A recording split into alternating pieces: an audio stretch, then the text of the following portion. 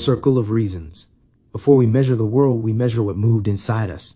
This is the inner measure with Reasonaut X. Short talks where music, thought, and life meet in the same room. Take the measure inward, then carry it outward. Resonate, elevate, demonstrate. Today's measure is about children. But before we talk about children, we should remember we were children too. We were not born wise. We did not enter this life already knowing what every road would cost. We learned through living, through mistakes, through accidents, through choices, through things we meant to do, through things we did not mean to do, through moments we thought we understood, until the consequence arrived speaking a language we had never heard before. That is where wisdom begins, not in mistake by itself, not in the pain by itself, not in the command by itself. Wisdom begins when the experience gets processed, because experience gives us information. Processing gives us wisdom. And if we forget that, we start teaching children from the part of us that only remembers the rule but forgot the road that taught us why the rule mattered. That is where we get into trouble. Because sometimes we give children reasons that are too small to carry real life. We say, don't do this because God said don't do it.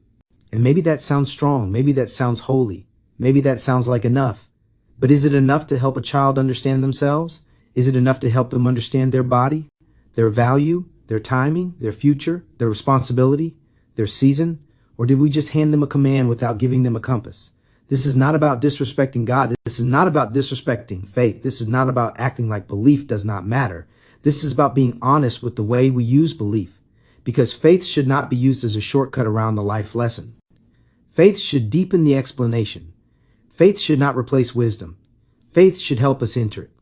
But sometimes we use God language to avoid doing the harder work of explaining why something matters. And when we do that, we leave the child standing with a rule but no root. Let us use a hard example. A child becoming pregnant too young. Now listen carefully. The child is not the enemy. The child is not the shame. The child is not the problem we get to point at so adults can feel clean. A child in that position is carrying a weight that humanity failed to protect. Sometimes that weight came through pressure, sometimes through confusion, sometimes through harm, sometimes through not knowing what they were never taught how to understand. But either way, we cannot put adult weight on a child and then act like the child failed adulthood. Sometimes we say, don't do that because God does not want you to. But then life happens. The child becomes pregnant, the family panics, the community whispers, people judge, people shame. People start acting like the child became the warning sign for everybody else. But then God still carries that child. God still sees that child through. God still lets life continue. God still allows grace to move. And now, the reason we gave starts to collapse. Because if the only reason was God does not want you to, but God still helped them survive it, then what was the child supposed to learn? That God changed his mind? That the warning was fake? That shame was the lesson? That survival means permission? That is the circle of reasons. We give a reason too small to hold the whole consequence. Then when real life arrives, the child has no foundation. Only confusion, only guilt, only a broken mirror, and a room full of adults calling it correction. But the real reason was never supposed to be that God disappears when someone makes a choice.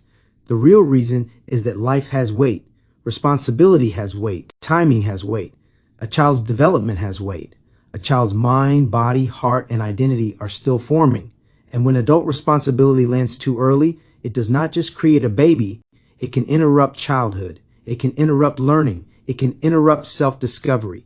It can interrupt the slow work of becoming a whole person. Now a child may have to provide before understanding provision. Sacrifice before understanding sacrifice. Carry stress before having the tools to process stress. Raise a child while still needing to be raised. That is not condemnation. That is reality. And reality is not cruelty when it is spoken with care. This is where form and function matters. The body may carry potential early. The body may be capable of creating life. But capability is not readiness. Possibility is not purpose. Potential is not permission to rush the season. There was a time when be fruitful and multiply carried a different pressure. Humanity was smaller. Survival was different. Life expectancy was different. Communities needed children just to keep standing. The world needed continuation. So yes, the body was made with the potential to create life early. But the existence of potential does not mean the purpose stays the same forever. That is the measure. Form may remain. Function can mature. We do not need children having children to populate the earth anymore. The earth is populated. Humanity has multiplied. We are not trying to fill an empty world. So now, the higher responsibility is not rushing childhood into adulthood.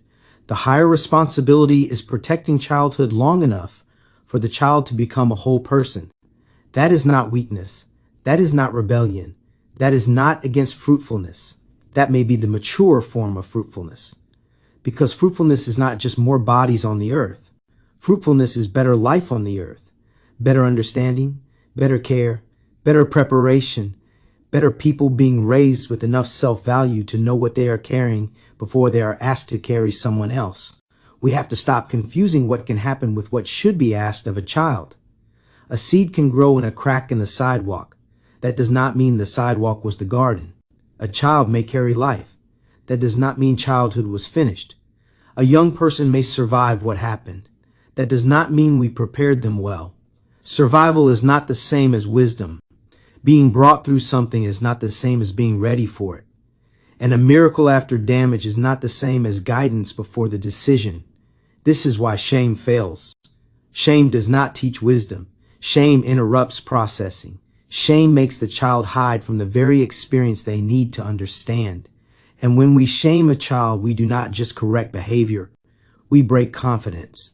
And confidence is not arrogance. Confidence is self-value with a voice.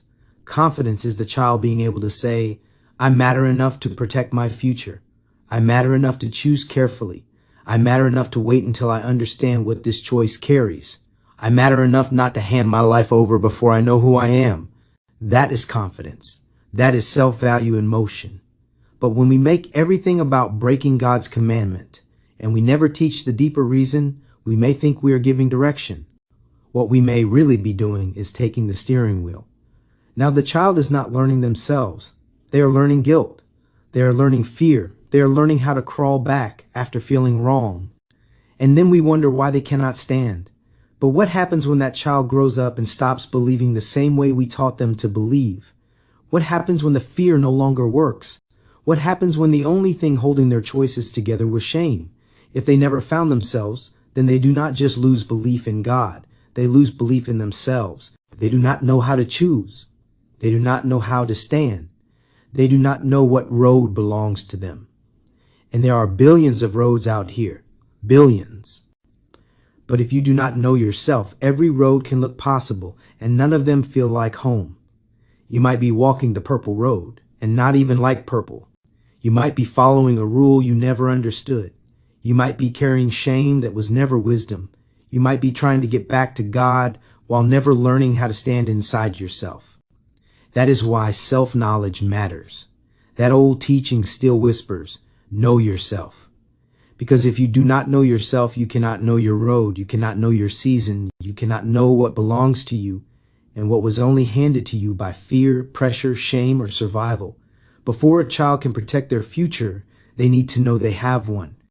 Before a child can choose wisely, they need to know they are worth protecting. Before a child can understand responsibility, they need a self strong enough to carry responsibility without being crushed by it. That does not happen through shame. That happens through teaching, through care, through honest explanation, through adults remembering that they did not become wise by being condemned. They became wise because life gave them information, and eventually, somewhere, somehow, they processed it. That is what we owe children. Not just rules, reasons, not just commands, context, not just fear, understanding, not just don't, but here is what this carries. Here is what this may cost. Here is what your body can do, but here is why your life deserves time. Here is why your childhood matters. Here is why your confidence matters. Here is why your self-value must not be traded for pressure, attention, approval, curiosity, fear, or a moment you are not ready to carry. And we have to say it without making the body evil, because the body is not evil. Life is not evil. Potential is not evil. A child is not dirty because their body can carry life. But potential needs protection. Power needs wisdom. Ability needs timing. And childhood needs a season where it is not constantly being converted into adult labor, adult stress, adult pressure, adult responsibility, and adult consequences. The purpose of childhood is not just waiting to become useful. Childhood has function. Childhood is where confidence forms. Childhood is where self-value learns language. Childhood is where the inner compass starts to turn. Childhood is where a person discovers what they love, what they fear, what they notice, what they carry, what they are drawn toward, and what they must learn to walk away from. If we steal that season, we do not create stronger people. We create emergency adults. And then we act surprised when the future limps. Look at the world now. Technology is moving faster than the human mind can process. Images, messages, notifications, comparisons, temptations, opinions, fears, choices, screens, desires, information, expectation. All of it coming at the mind like traffic with no stoplight. And most people are losing sleep because the brain is still trying to process what happened this morning. The body is here, the mind is behind, the world is ahead, and children are caught in the middle. So why would we add adult responsibility before they even have adult tools? Why would we take a child who is still trying to understand themselves and hand them a whole life to raise? That is not fruitfulness. That is burden without preparation. That is potential being stepped on and given another purpose before the original purpose had time to bloom. This is why the talk cannot be only about children having children. That is one example, a serious example, a painful example. But the larger measure is how we teach children to understand themselves before the world names them. Because we do this everywhere. We shame them instead of teaching them. We rush them instead of guiding them. We correct the behavior while ignoring the confusion. We demand obedience while skipping understanding. We hand them a rule and call it wisdom. But obedience without understanding breaks the moment pressure gets louder than fear. And pressure always gets loud. So maybe the better teaching is this. You are not wrong because your body has potential. You are valuable because your life still has a season. You are not dirty because life can come through you. You are worthy of growing before carrying. You are worthy of becoming before providing. You are worthy of childhood before adulthood. You are worthy of knowing yourself before giving yourself to a responsibility that will change everything. That is not shame. That is wisdom. That is not condemnation. That is protection. That is not fear. That is self-value being given language. And maybe this is where be fruitful and multiply grows up in us. Maybe fruitfulness is not only how many children are born.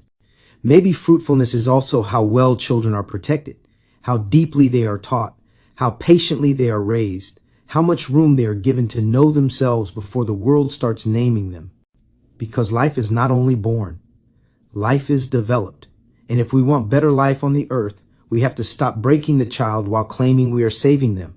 We have to stop asking children to carry miracles they were never prepared to manage. We have to stop asking them to process adult weight with the child's tools. We have to stop using God as the shortcut when the child needs the reason. Not because God is absent, not because faith has no place, but because wisdom is one of the ways faith becomes responsible. Grace may carry someone through a consequence, but wisdom tries to prepare them before the consequence arrives. And children deserve preparation. They deserve language. They deserve care. They deserve truth without shame. They deserve correction that does not break confidence. They deserve adults who remember that wisdom grew in us because we had to process what life gave us. And if we had to process our way into wisdom, then why would we deny children the explanations that help them process before the damage is done? Let children be children. Let them grow. Let them learn. Let them know themselves. Let their confidence become a compass. Let their self-value become protection. Let their potential remain protected until purpose is ready to carry it. Because a child who knows their value does not need shame to guide them. They carry the first light inside, and that is the inner measure. Can we teach without condemning? Can we protect without shaming? Can we use faith without using it to avoid responsibility? Can we remember that the child in front of us is still becoming? Can we remember that we were children too? Experience gives us information. Processing gives us wisdom. Shame interrupts the process. Self-value restores the compass. That is the circle we have to break, not by breaking the child, by breaking the reason that was too small to hold them. Take the measure inward, then carry it outward. Resonate, elevate, demonstrate. Visit Reasonaut X on Facebook for conscious music, thoughts, and conversation. Leave your thoughts or comments, and let the measure travel.